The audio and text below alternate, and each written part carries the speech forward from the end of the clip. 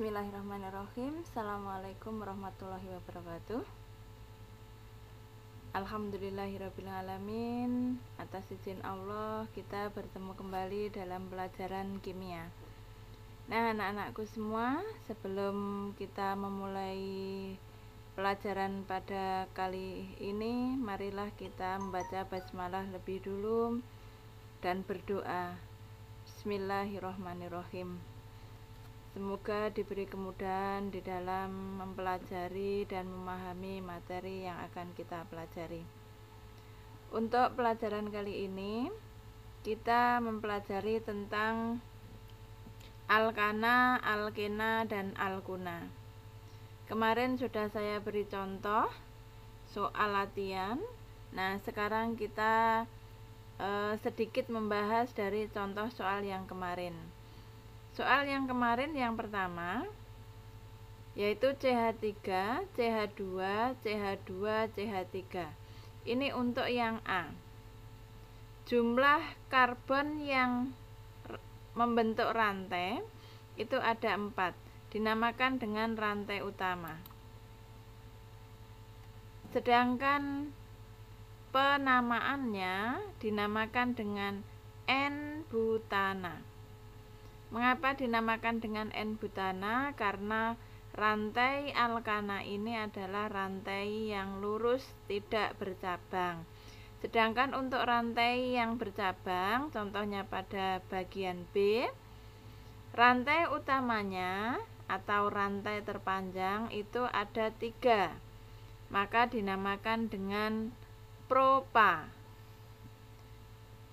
Sedangkan cabangnya, alkilnya, terletak pada nomor 2, maka penamaannya yaitu 2-metilpropana. 2-metilpropana. Untuk yang cabangnya lebih dari 1, itu ada pada soal yang C. Kalau kita hitung jumlah rantai terpanjangnya dari sebelah kiri 1, 2, 3, 4, 5, 6, ada 6 karbon yang membentuk rantai. Di sini ada alkil yang terikat pada nomor 2, pada nomor 3, dan pada nomor 5. Sehingga bisa dinamakan dengan 2, 3, 5, karena jumlah cabangnya ada 3, maka diawali dengan kalimat tri. Cabang yang diikat, alkil yang diikat namanya metil, trimetil. Jumlah rantai utamanya ada 6, heksa. Maka namanya 2, 3, 5 trimetil heksana. Menginjak pada soal yang berikutnya, soal yang D. Nah, di sini ada cabang yang disingkat atau diringkas. Maka ini bisa kita jabarkan menjadi CH, CH3, CH3. Jadi CH dalam kurung CH32 itu maksudnya CH yang mengikat CH3 jumlahnya ada 2. Gugus seperti ini dinamakan dengan isopropil. Nah, sekarang kalau kita hitung rantai utamanya, kita ambil yang lurus saja. Dari sebelah kiri 1, 2, 3, 4, 5.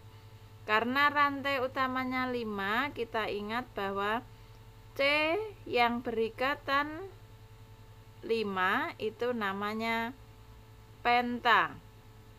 Maka ada cabang pada nomor 2 jumlahnya 2, ada cabang pada nomor 3 jumlahnya 2, tetapi cabang yang pertama dengan cabang yang kedua berbeda. Sedangkan ada cabang lagi pada nomor 4 jumlahnya 1. Pemberian namanya sesuai dengan urutan alfabet. Isopropil ditulis lebih dulu dibandingkan dengan metil. Maka penamaannya 3 isopropil 2, 2, 3, 4. Karena jumlahnya ada 4, maka ditulisnya tetra, tetrametil pentana. Nah, anak-anakku, semoga dari contoh soal ini bisa kalian terapkan pada soal-soal yang sudah saya berikan. Berikutnya, soal yang nomor 2. Saya ambil satu contoh. Ini lebih mudah, jadi dari nama diubah menjadi rumus struktur. Kita ambil rantai utamanya lebih dulu. Yang berada di akhir nama itu pasti rantai utama. Saya ambil yang bagian A, rantai utamanya pentana. Penta itu 5, maka buatlah rantai yang jumlahnya 5. Nah, seperti ini. Jadi rantainya jumlahnya 5. Kalau sudah, maka kita lihat berikutnya. Pada nomor berapa saja ada cabang, kita tulisi nomor-nomornya. Nomor 2 ada cabang, namanya metil. Metil itu CH3. Kita tuliskan. Nah, 2, 2. Berikutnya ada cabang lagi pada nomor 3. Kita kasih bisa berada di atas, bisa berada di bawah. Jadi terserah kita mau menempatkannya, terserah kita mau membuat rantai utamanya. Itu kalau dari nama menjadi rumus struktur. Nah, rumus inilah yang dinamakan dengan 2, 2, 3 trimetil pentana. Nanti kita tinggal menambahkan pada nomor 1 ini jumlahannya berapa, pada nomor 3 berapa, pada nomor 2 berapa. Yang terpenting yang diingat bahwa atom karbon C itu hanya memiliki 4 tangan. Jadi contohnya pada atom C yang pertama ini baru punya 1 tangan. Maka nanti ditambah H jumlahnya 3. Pada C nomor 2 ada sudah 4 tangan, maka tidak perlu ditambah lagi. C nomor 3 punya 3 tangan, tinggal menambahkan 1 H. C nomor 4 punya 2 tangan, tambahkan H jumlahnya 2. Sedangkan C nomor 5 itu baru punya 1 tangan, maka ditambah C jumlahnya 3. Nah, anak-anak, berikutnya, nah ini yang perlu kalian ingat, kalian catat, karena ini adalah dasarnya, bahwa jumlah atom C1 itu namanya meta, jumlah atom C-nya 2 eta, jumlah C-nya 3 propa, 4 buta, 5 penta, 6 heksa, 7 hepta, 8 okta, 9 nona, 10 deka, 11, 12 dan seterusnya, itu tinggal menambahkan depannya an. Berikutnya, sekarang kita masuk pada alkena. Alkena itu tidak jauh berbeda dengan alkana, hanya rumus umumnya. Kalau alkana CnH2n plus 2, kalau alkena CnH2n. Karena apa? Alkena adalah senyawa hidrokarbon yang berikatan rangkap 2. Jadi punya ikatan rangkap 2 atau ikatan tak jenuh. Sehingga untuk senyawa alkena tidak ada alkena yang memiliki jumlah C1 karena harus punya ikatan rangkap. Sehingga untuk alkena diawali C2. Namanya kalau alkana itu diakhiri ana, kalau alkena diakhiri ena. Jadi kalau alkana C2 itu etana, kalau alkena C2-nya etena, dan seterusnya. Nah, ini deret homolog alkana atau deret-deret dari turunan alkana. C2 etena, C3 propena. Jadi tinggal mengubah nama dasar tadi dengan menambah kalimat ena berada di akhir. Berikutnya untuk tata namanya.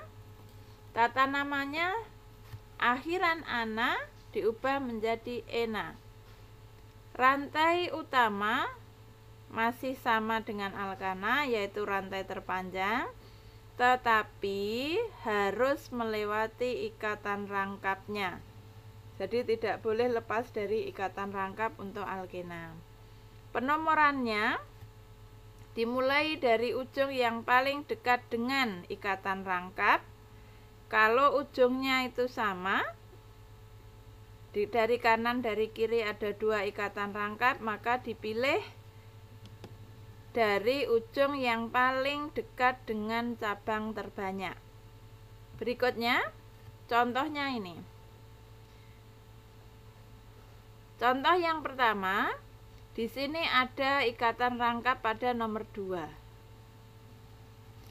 Untuk contoh yang kedua ada ikatan rangkap pada nomor 1. Pemberian namanya selalu diawali dari ikatan cabangnya. Jadi dari alkilnya lebih dulu, pada nomor berapa alkil itu diikat, baru nama rantai utamanya. Contohnya yang pertama, 2 metil, karena ada cabang pada nomor 2 namanya metil. 2 pentena, ada ikatan rangkap pada nomor 2. Pentena itu dari rantai utama yang jumlahnya 5, dan seterusnya. Nah, berikutnya contoh-contohnya bisa kalian coba.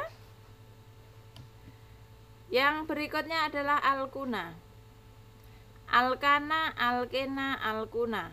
Alkuna itu sama dengan alkena, yaitu hidrokarbon tak jenuh, tetapi memiliki ikatan rangkap 3. Jadi seperti ini. Rumusnya CnH2n-2. Sama dengan alkena, alkuna diawali dari C2. Kalau alkena akhirannya ena, kalau alkuna akhirannya una.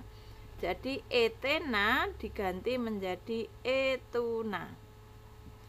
Untuk penamaannya sama persis dengan alkena, yaitu nama alkuna bercabang diawali dari cabangnya, kemudian rantai utamanya harus melewati ikatan rangkapnya. Contohnya di sini ada rantai lurus, jumlah C-nya 1, 2, 3, 4. 4 itu buta.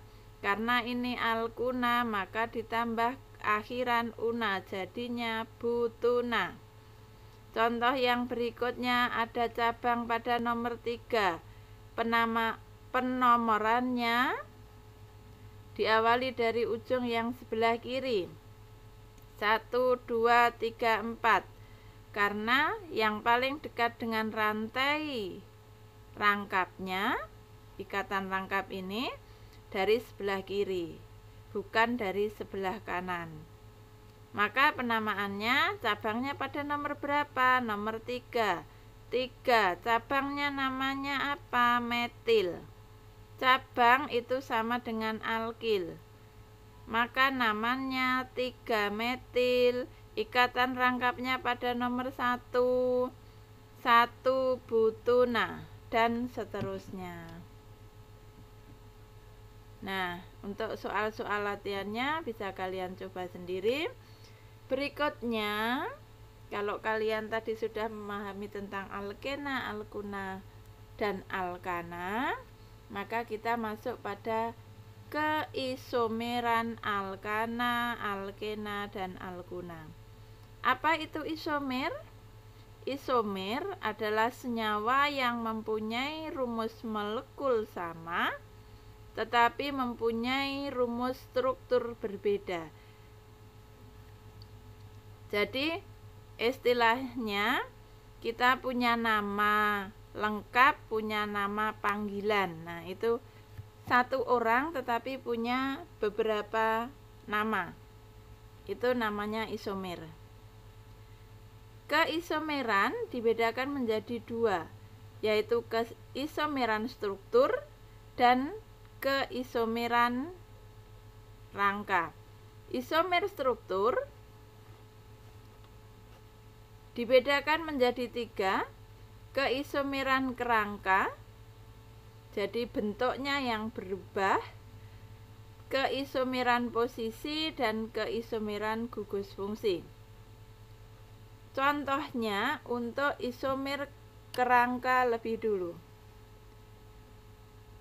Jika ada rumus molekul C4H10, secara umum kalau ditulis lurus seperti ini, namanya butana. N-butana, ini lurus. Ini yang pertama. Dari N-butana ini bisa kita ubah menjadi bentuk yang berbeda, struktur yang berbeda. Kita potong satu, misalnya, kita tempelkan pada nomor 2 akan membentuk seperti ini. Nah, bentuk yang pertama dengan bentuk yang kedua ini sudah berbeda. Kalau dihitung jumlah C-nya tetap 4, jumlah H-nya tetap 10. Maka inilah yang dinamakan dengan isomer. Jadi ada berapa isomer C4H10? Ada 2. Yang pertama N-butana, yang kedua 2-metilpropana. Berikutnya isomer alkena. Kalau alkena punya 2 isomer, yaitu kerangka dan posisi. Kerangka itu kerangkanya yang berubah, posisi itu posisi ikatan rangkapnya yang berubah.